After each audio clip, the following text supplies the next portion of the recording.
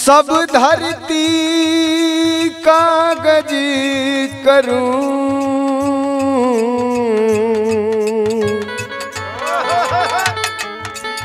लेखन सब बन रहा,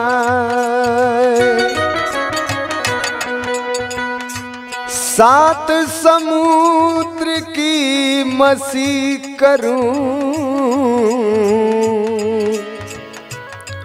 गुरु गुण लिखा न जाए।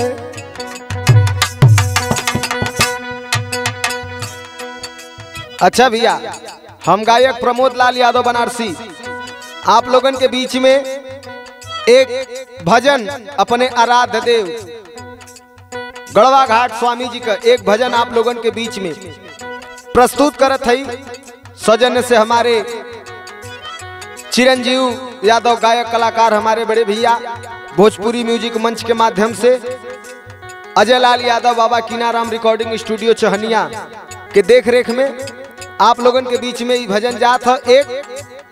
भक्त मालिक का दर्शन अंतर मन से कह लेत बा, सेवा अंतर मन से कह लेत है, लेकिन प्रत्यक्ष रूप से दर्शन करे के लिए व्याकुल है।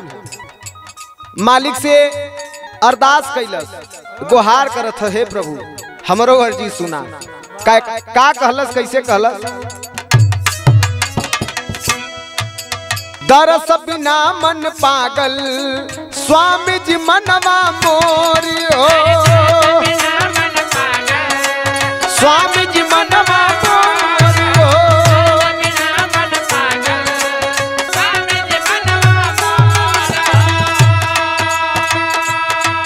अरे बिन स्वार्थ के भागल,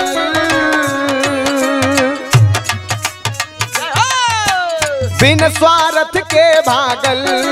श्री चरणन की ओर हो, श्री चरणन की ओर हो,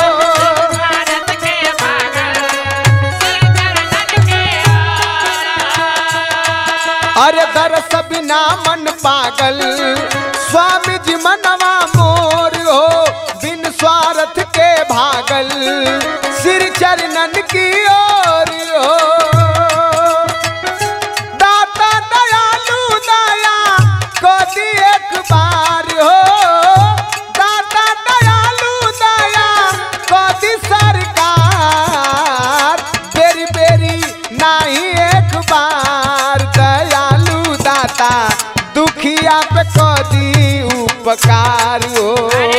बेरी बेरी नहीं एक बार, दयालु दाता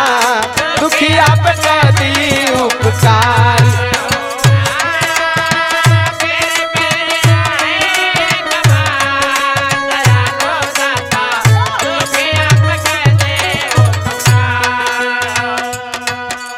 मन मंदिर में रख ले बनी,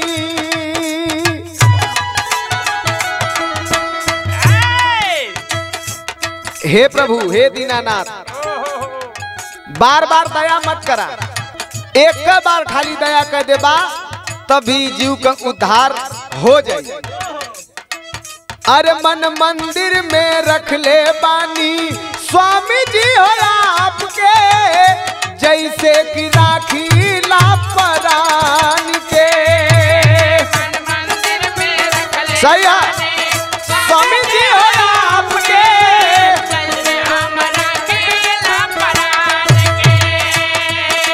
मन मंदिर में स्वामी जी हो आपके, जैसे हमरा मेला परान के, हर कैसे राउर करी पूजनिया,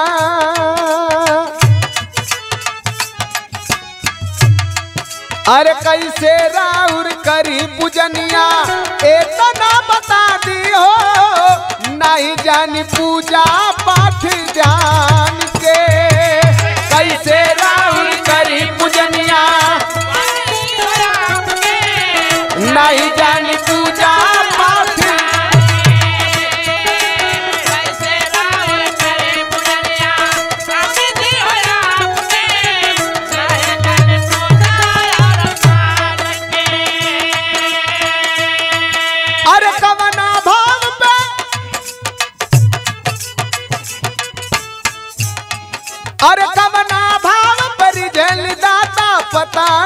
करतार बेरी बेरी नाही एक बार दयालु दाता